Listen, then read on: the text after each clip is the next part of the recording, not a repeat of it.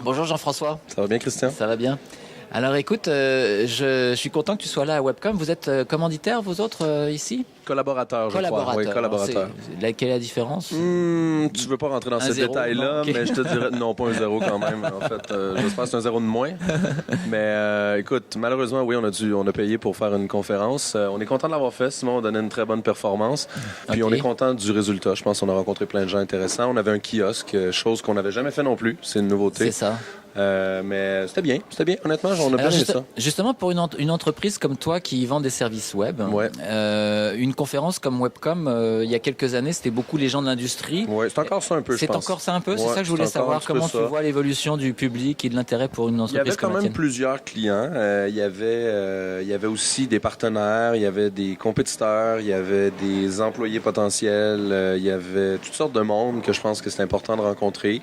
Est-ce que la conférence était absolument essentielle? Je le sais pas. On va évaluer, nous, les retombées de ça après. Mais je pense que c'était bien. Overall, moi, je suis bien content de. Mais la conférence, c'est du partage aussi. C'est une manière de faire nous, partie de la. On a toujours fait dans le partage. Je veux dire, ça fait depuis 2001 qu'on publie des articles, des blogs, on a fait des conférences avec la chaire RBC où Sandrine. Qui est derrière la caméra. Qui est derrière la caméra. Salut Sandrine. Merci Sandrine. Donc, la chaire RBC 2001, on faisait des études conjointes avec eux où qu'on donnait à la communauté, dans le fond, pour démontrer. Dans le fond, c'était notre façon de faire du marketing sans aucun argent. Hein. L'idée, c'était de développer de partager tout simplement, d'être dans la communauté web, puis ça a marché. D'accord. Ça a marché. Alors dis-moi, vous avez récemment annoncé avec flonflon, fanfare et flonflon, petit patapon, oui. Que vous étiez les petits chouchous de Google. Oui, on aime dire qu'on est les préférés de Google au Québec. Est-ce que vous n'exagérez pas un petit peu? Explique-moi ça, justifie-moi ça. On a une certification de plus que toute autre firme que je ne nommerai pas au Québec.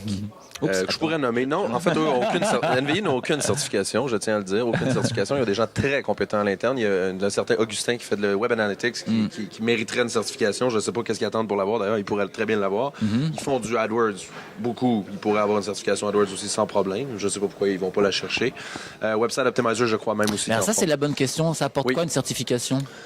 Une certification, ça apporte une garantie où le client, quand il arrive, déjà, je pense que tu sais que Google a une bonne presse quand même, une bonne vibe. Les gens aiment voir le logo de Google. Quand ils cliquent sur le logo, ils se ramassent sur le site de Google Google sur son site dit publiquement qu'il te fait confiance. On est seulement 3 firmes au Québec à avoir ce type de certification-là. Donc, c'est sûr que ça aide. Puis Google envoie des leads aussi.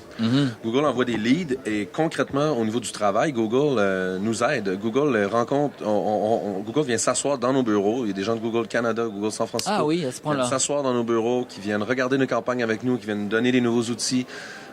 J'étais à San Francisco en novembre au GAC Summit, au Google Analytics Authorized Consultant Summit, où on était 125 consultants autorisés Google Analytics. Ensemble, on a parlé du nouveau produit, où ça s'en venait. On a fait on a travaillé avec les ingénieurs carrément du produit.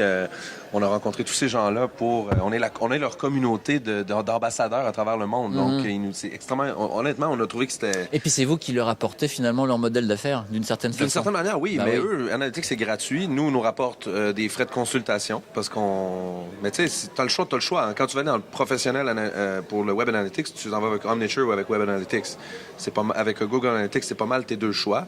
Il y en a un qui coûte 50, 100 000 $, l'autre coûte 0 $. Fait qu'il te reste quand même une bonne partie de budget pour le mettre à ton goût, le personnaliser. Exact. S'assurer qu'il correspond vraiment aux besoins de l'entreprise, créer des rapports personnalisés pour tes départements, toutes ces choses-là. T'sais. Exact, sauf que il y a une logique qui s'apparente à ça, c'est celle du logiciel libre. Oui, tout à fait. Qui fournit des logiciels qui sont développés pour des usages par certaines entreprises et que d'autres peuvent réutiliser gratuitement et reconstruire dessus. Tout à fait. Donc Google, il y a un petit peu de cette idée-là, sauf que ça reste propriétaire. Ça reste propriétaire. Par contre, là où il a ouvert son API, là, tu peux prendre la donnée de Google Analytics, la sortir, la mettre n'importe où, la recontextualiser, la croiser avec des données d'un autre système, n'importe quoi.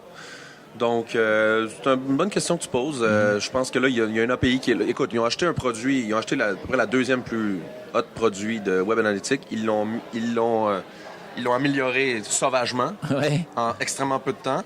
Ils ont démocratisé le Web Analytics à travers le monde. Il y a 40% des Fortune 500 en date d'aujourd'hui qui utilisent ça comme première source de Web Analytics. Il n'existait pas il y a 2 ans. Exact. Il faut quand même regarder le chemin qui est parcouru. Là, ils viennent d'ouvrir leur API. Ils donnent le meilleur outil d'analytics. Avant, là, quand tu utilisais Erken, ça coûtait 500 $ par mois, là, utiliser Airkin. Puis c'était moins bon que ce qu'Analytics est aujourd'hui. Donc, ils ont quand même donné beaucoup à la communauté aussi. Fait que, ils donnent autrement peut-être que par l'open source actuellement, mais je pense que ça va venir. Mais alors là, je vais te poser une question que tu as aimée.